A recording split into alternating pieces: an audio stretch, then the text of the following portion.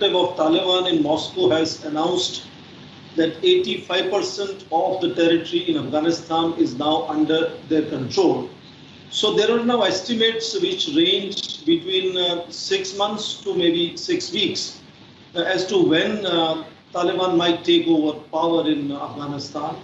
Estimates are also talking about their preference to see a peaceful transition, virtually leaving few cities, especially Kabul, to finally kind of present to Ghani government a fait accompli kind of an arrangement, which would be a facade of a peaceful transfer or some kind of sharing of power. Russians have already confirmed that Taliban has taken control of Badakhshan province, which connects to Tajikistan and China. They control those borders. They control border with Iran now. So Taliban has clearly learned from what they did in early 1990s. So they're making sure that there is no threat that can come potentially from northern regions. They control southern regions much better. They have also made sure that the neighboring countries are engaged by them. So they are engaging Tehran, they are engaging Moscow. Obviously, India is in conversation with them. And you have noticed their complete silence on reorganization of Jammu and Kashmir, despite Pakistan egging them to do that. Yes. So they have arranged their equation such that they want to make sure when they come to power, it should be seen as a peaceful, agreeable transfer of power to them, and then they can sustain that power for a longer period of time. It is interesting how Joe Biden, what I would call in his surrender speech here, has egged up that, as they draw down in Afghanistan, he expects neighboring countries to sort of show much more interest and push up their efforts to ensure stability in Afghanistan. Regional countries, some of them like India had perhaps relied much more on United States. Ghani government had relied much on the United States. They have to really recalibrate. So you see Foreign Minister emphasizing on two things in Moscow.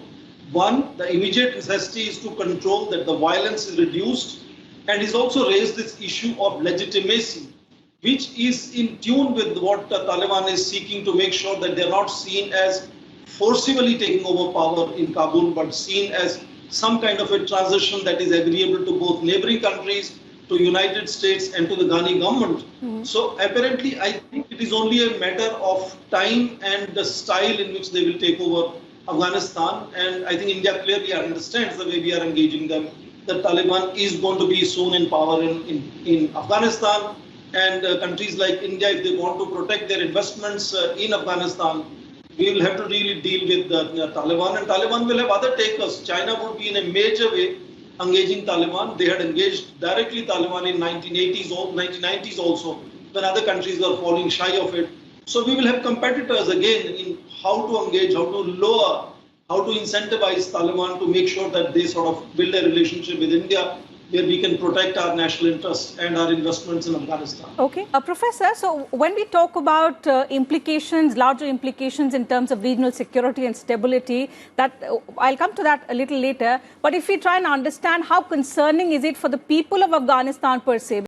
There is no doubt that the memories of Taliban taking over in early 1990s is what is usually seen as a guide to what could perhaps come back again.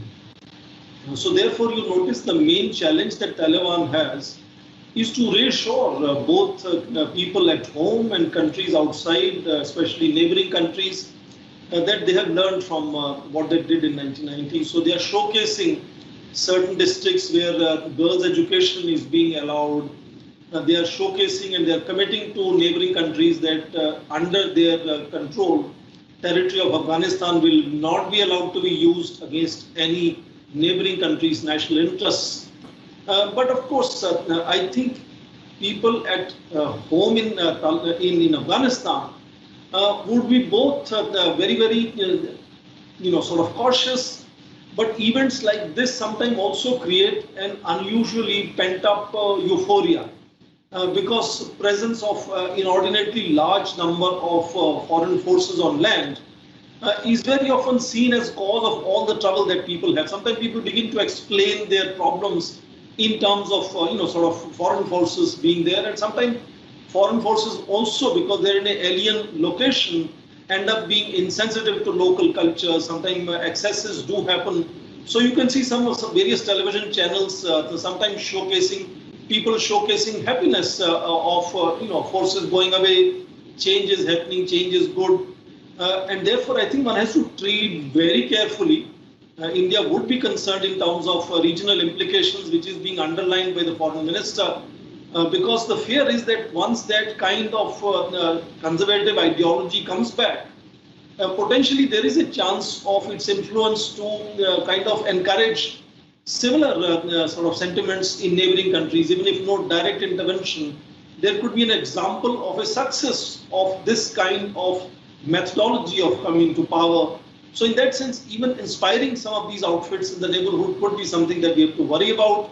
And that is why Taliban also need to reassure everybody else. But my fear is a country that has seen virtually half a century of instability, violence, generations of people. Look at Afghan cricket team, for example. All of them have lived their childhood in sort of various refugee camps. So all the youth of Afghanistan today, people who are going to leave the country in coming time, it's a very young society, are disillusioned about life in that sense. And coming back of Taliban, I think it's just as you saw earlier, one after another, cosmopolitan leaders coming and showcasing themselves nicely on television without being in control on the ground. Taliban's coming to force may also have its own limitations in that sense. So I don't see immediately any great good happening as far as people of Afghanistan are concerned. And that is where I think regional countries like India can sort of engage and emphasize on normative discourses, ensuring basic freedoms, security, stability are maintained, and legitimacy is being raised only in that context. That Taliban must understand that coming to power must be through route which is acceptable to people. Professor, if we look back a few decades ago, it was just a few countries, Pakistan, the UAE, which recognized the Taliban. All the others, including the United States, did not consider them a legitimate force. But decades down, we see that all of these countries have changed their stance. In fact, even India has been trying to engage with the Taliban. What has led to this change in stance, change in ground reality, forcing these countries in terms of engagement with the Taliban and to bring us to a situation that we are in today in Afghanistan? Compared to, say, 3 or 4 decades back, world was not as closely connected with each other as world is connected today, including sort of dictators, military leaders, or outfits like Taliban. So there are enormous connections that now each of these sort of power centers have developed over a period of time, and that needs to be clearly understood. And that is how we saw that the United States made a big start by opening negotiations in Doha with Taliban. Initially from the perspective of perhaps breaking Taliban into good and bad Taliban, but ultimately signing a deal which was perhaps far more reflective of what Taliban wanted compared to perhaps what the United States wanted. And you notice now, standing next to Indian Foreign Minister Lavrov said in Moscow, they have no planning, no desire to take any measures, which means there is not going to be any military action ever conceived of from Moscow. United States, as Ambassador Sood just mentioned, is the only possibility, but I'm sure they will be very reluctant, given the fact that they have sort of gone out in a very, very negative light. Indeed, what United States has done will be noticed by all the friends and allies of United States. I think India should take note of it as well, as to how far one can really depend on United States in pursuing certain policies in the neighborhood.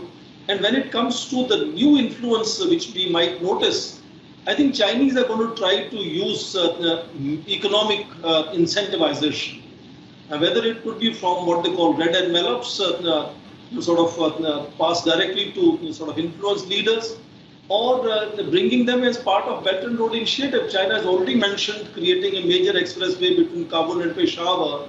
So China would use enormous economic leverage, I think. And if we look at which is the country which we might see trying to use this occasion to expand its influence, I think it is post-pandemic, economically sort of growing China, which will use economic leverages. And therefore, India has to identify what is it that India can bring to the table other than a certain amount of limited $3 billion of investment, which is not very huge investment compared to some other countries. that is where I underline that our strong connectivity with neighborhood, Iran, Tajikistan, Dushanbe, Moscow, even Pakistan. I understand there's a back channel conversation going on between India and Pakistan at various levels. So these kind of constant diplomatic engagements and normative dialogue, which is where I think India's niche lies, where we can potentially think we can create some influence in how we want to see the evolution of Afghanistan taking place in coming weeks and months. That is partly also to protect our investments, but commercial engagement is not India's strength. I think normative engagement is relatively going to be India's strength, and I think we can notice that in words which are used by Dr. Jaishankar in terms of immediate reduction of violence and question of legitimacy. So we are perhaps fine-tuning our approach to Afghanistan from that perspective. And I hope that Taliban has its own interest has its own axe to grind to engage India, because they wouldn't like to see any of the neighboring countries really falling off from Taliban as they wish to kind of see peaceful transition and come to power in Kabul over a period of time. I agree with Ambassador Sood again. They will not like to have direct confrontation. That is not in their favor.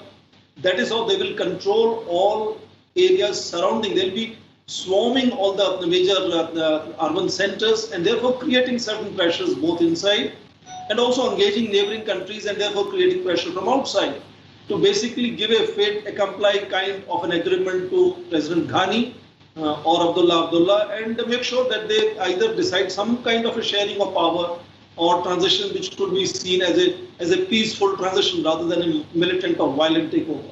The US president, in fact, recently defending the withdrawal of troops. He went on to also say that it is for the Afghans now to decide on their own future. I think any negotiations, Ambassador Sood will vouch me, reflect the real power equations. And once we understand that Taliban is the power to reckon with when it comes to what is happening in Afghanistan, then whether it is doing that facade of intra-government dialogue, which I think even had a meeting last week, or it was negotiating with the United States, it was reflecting that the writ of Taliban was running in these negotiations. And therefore, you notice that initially the estimate given was the 11th of September, the last troop on the ground from Afghanistan will return. And now President Biden repeatedly saying that, that would have perhaps caused much cost to us. So look at the kind of, shall we say, scare that even American forces have in Afghanistan, that if they do not exit as soon as possible, there could be some backlash. And backlash could still happen. The comparison to Vietnam is being made very clearly, and people coming to the roof of the embassy to be rescued. I don't wish that to happen, but there is still time, and American embassy is still in the town. And that is why you notice Taliban telling the world they will be protecting all these foreign diplomats in Kabul, in Afghanistan. They will not be harmed. So in that sense, Taliban understands that it is really in command of the situation and is just being benign to keep the facade going on. But my fear also is that it represents a certain ideology, a certain strategy, and therefore that is going to be really emboldened in the region with this example of Taliban successfully, after 20 years of fighting with the greatest power, coming to power in Kabul. And if nothing else, that might inspire outfits in the neighboring zones. And even if Taliban says they will not be really doing anything to encourage these outfits in either Xinjiang or India's Kashmir, the inspiration is something that you cannot stop. And therefore, we have to be really careful and make sure Taliban is, shall we say, socialized into norms as much as possible. But as Ambassador Sood said, at least India is not the country which has enormous influence in doing that. We can only make an effort. And this transition period is a good time to strike when iron is hot, in that sense, to make sure that they are socialized into normative discourse, promoting certain kind of basic freedoms, stability, civil rights.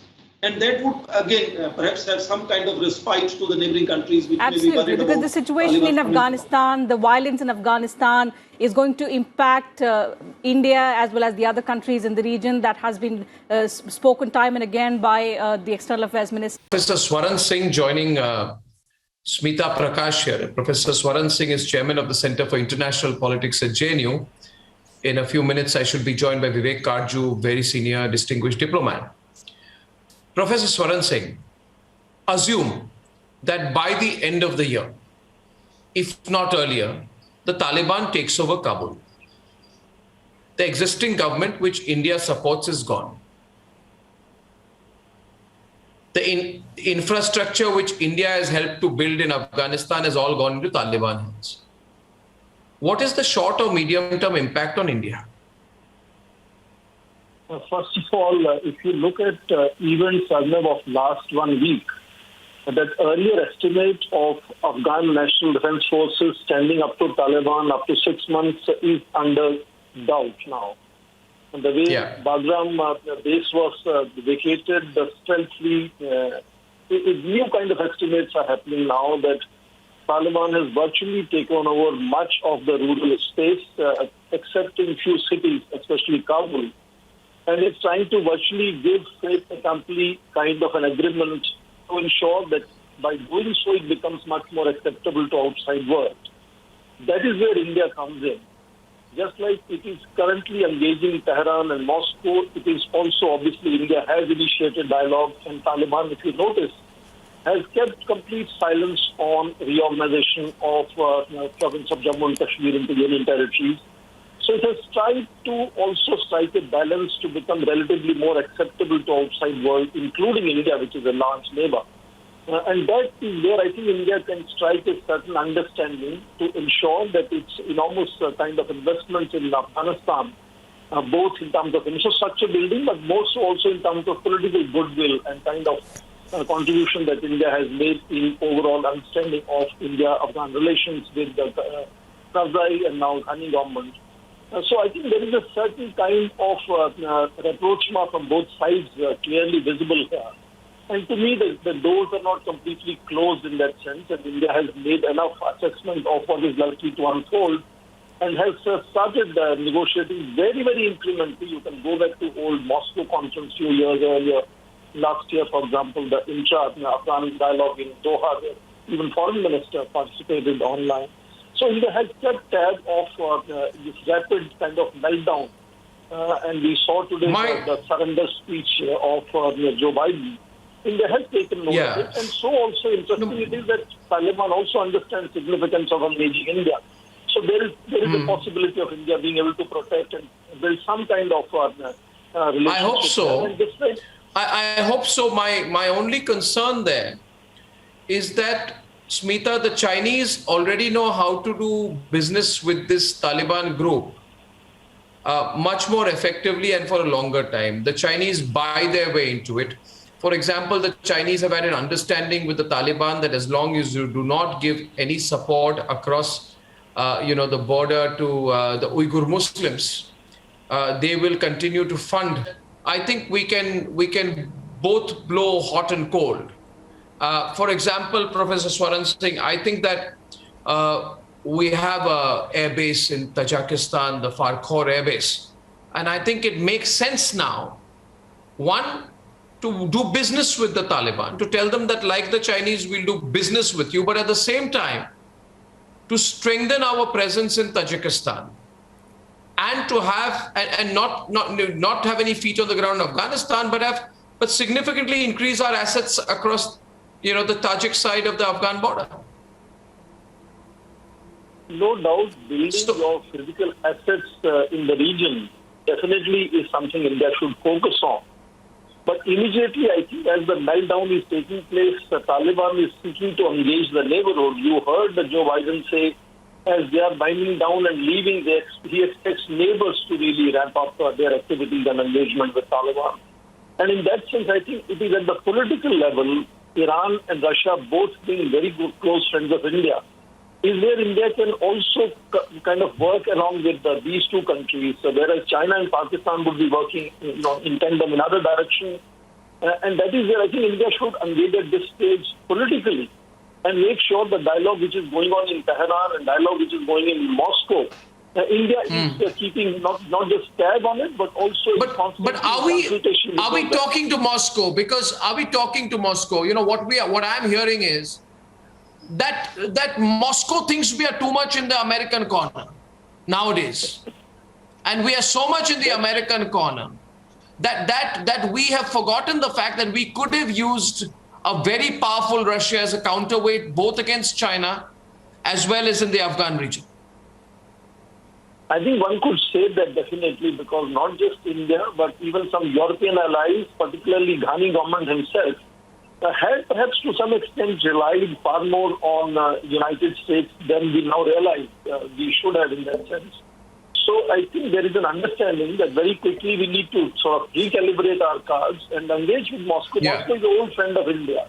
And India can really sort of keep that consultation on with them. I understand that our going closer to United States now appears, at least in case of Afghanistan, that maybe we had some miscalculation of depending on United States far too much. And that is a lesson not just for India, but all allies of United States will be watching this as to how United States can suddenly ditch and look at post-World War II onwards. Wherever US Army has gone, it has created bigger mess. And these are the lessons that all countries need to learn. I think we have made, I agree with you there.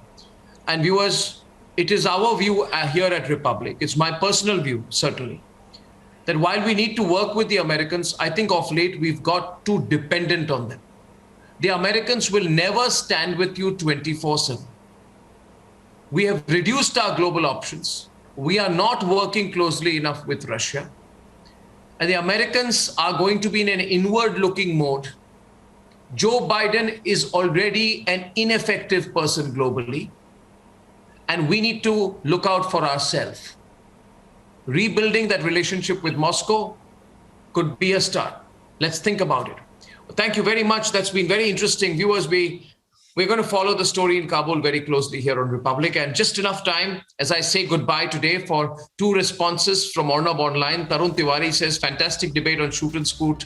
Would urge you not to stop following such issues, as in the reality, many people are suffering due to the abuse of blue tick social media. Agree with you, Tarun. At least Republic is putting our point of view forward. And Yogita Pariyar says, Arnab sir, the whole country is eagerly waiting for our global. Your success will be an answer to the conspirators. Yes, we will. And as you say, Yogita, Republic and India will rock the entire world very soon, God willing. Have a great weekend. It's a pleasure and a privilege bringing the news to you. See you soon. Goodbye.